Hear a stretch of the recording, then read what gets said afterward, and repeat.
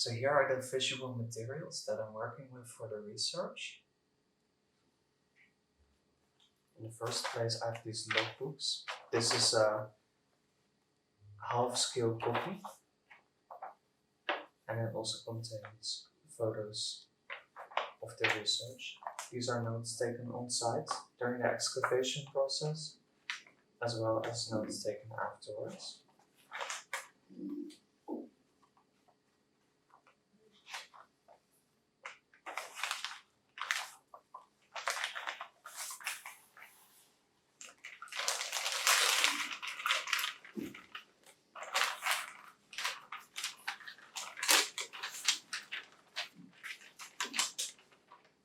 Then we have a bunch of photographs taken on site during the excavations. We will go through these later.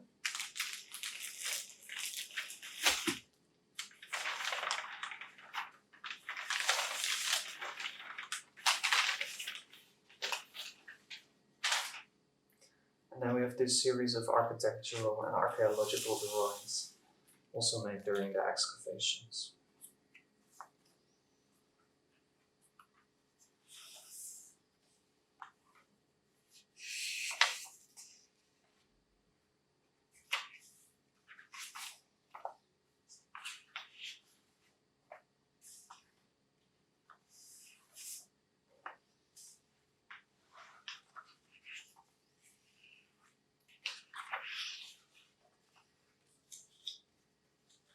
So what I invited Imogen to do today with me is go through the material and start organizing the material based on shared location, based on shared form, trying to make links mainly between the photos, but also see if we can make some links already with the drawings.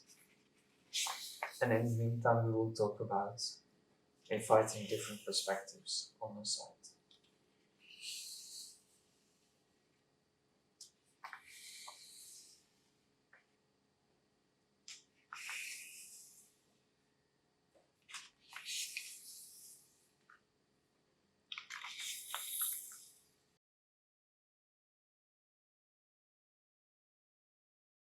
I'm Imogen Humphreys. I'm a social science researcher. I also involve some art practices as part of my research as well. My background is in architecture, but actually my research work is often focused on what I call architecture without architects. So the ways in which our cities and our landscapes continue to be produced outside of the actions of planners and architects. I do research on vacant land, so bits of land that actually are unplanned or previously had buildings on and then have been removed. And in reality, of course, the thing is that they're not empty. They get appropriated by all sorts of citizens using them for all sorts of reasons, but also non-human beings as well.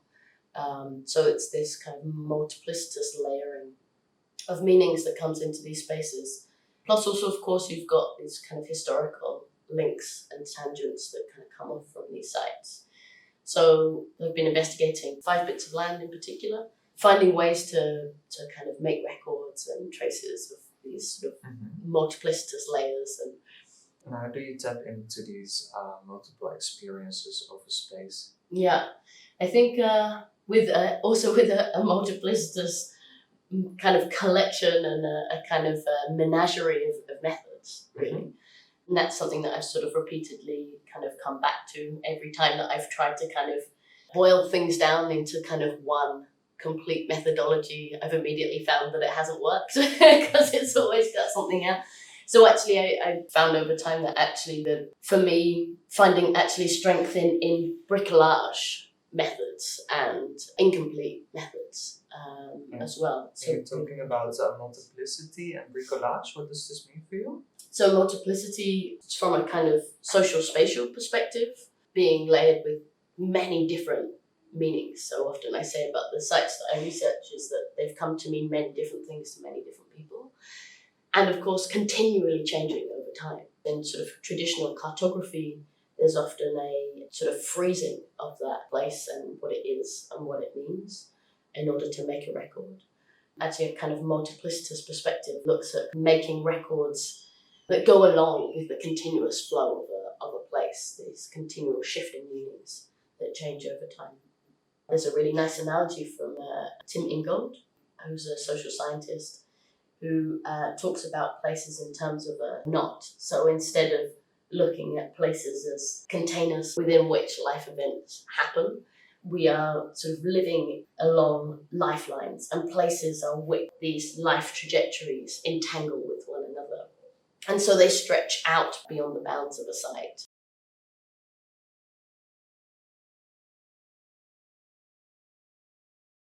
Might be the same as here. Yeah, it's also got these timber components in here. Yeah. It has these two rods. Maybe it's an opening of sorts. Yeah. But here there is a wall or a depth. Or could that be this? Yeah. Yeah, because we've also got these two raised parts here. Yes.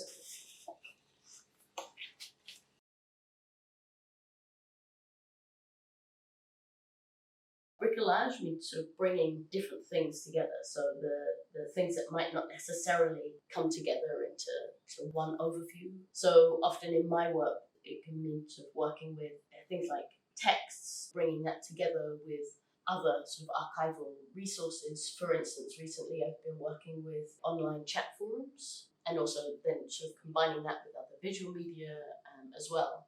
And so my method often is about sort of bringing these multiple types of data together that each in themselves hold different kind of qualities about how they sort of speak about a place.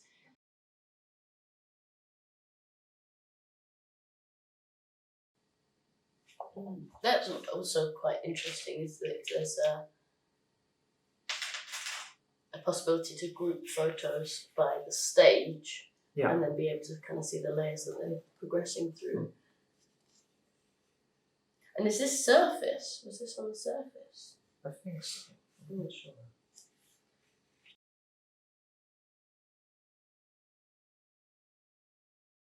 So, can you describe what a day on the field looks like for you?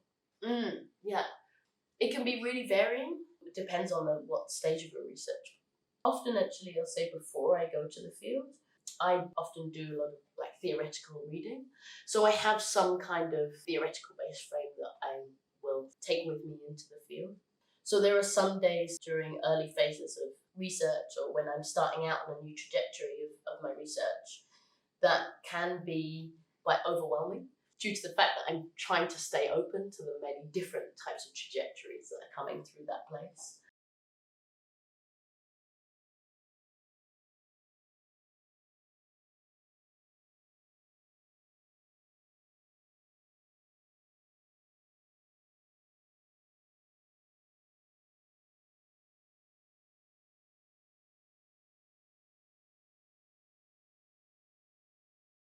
Another thing I also want to say about what my field practice looks like from day to day is not being in the field also is a big part of my practice.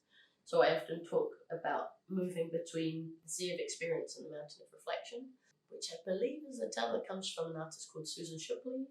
Being in the field and being amid that sea of experience and maybe taking actions in the field, but then the importance of after that moving away from being physically oneself in that place into a different context to process that experience and look back at it from a different position.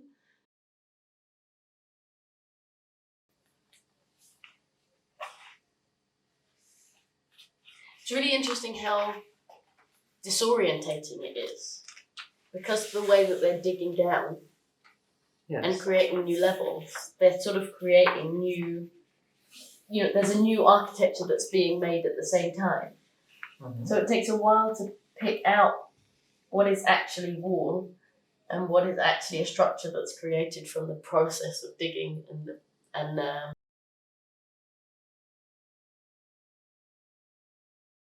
I do really value those days of being in a site and allowing myself to be overwhelmed by a place. And I think for me that's quite an important part of my practice, to start from that position of really being washed over by this ocean of relationality, and then slowly kind of finding my way through there from that point as well.